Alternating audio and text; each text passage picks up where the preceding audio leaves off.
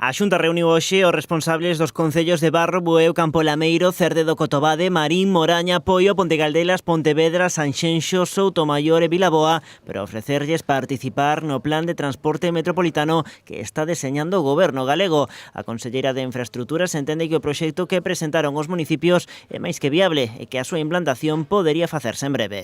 Estamos a falar dun plan social de transporte que permite descontos importantísimos no billete de autobús, descontos de ata o 70% do billete de autobús, aforros de ata 900 euros ao ano, un usuario recorrente, e aforros e descontos que serán, se incrementan máis, aparte de se son usuarios recorrentes, se son familias numerosas, que hai descontos adicionais.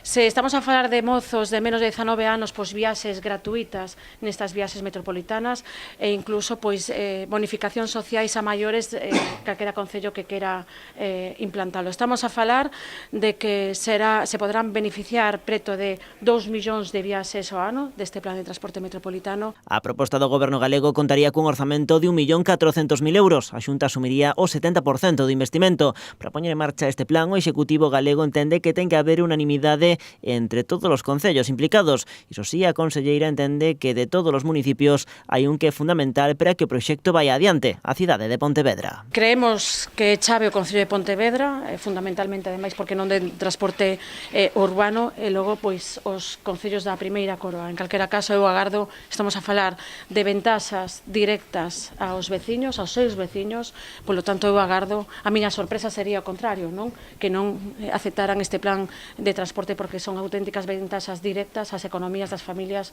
con descontos importantísimos aos usuarios do autobús e, sobre todo, fomentar o transporte público tamén, sobre todo nos mozos, que o que se aprende de pequeno, dende logo que non se esquece nunca. A conselleira asegura que acudiu á xuntanza con ánimo constructivo. Esta mañá entregoulles aos concellos un primeiro borrador do posible convenio para a súa análise. A intención da Xunta é que neste mesmo ano 2018 o proxecto xa poida ser unha realidade.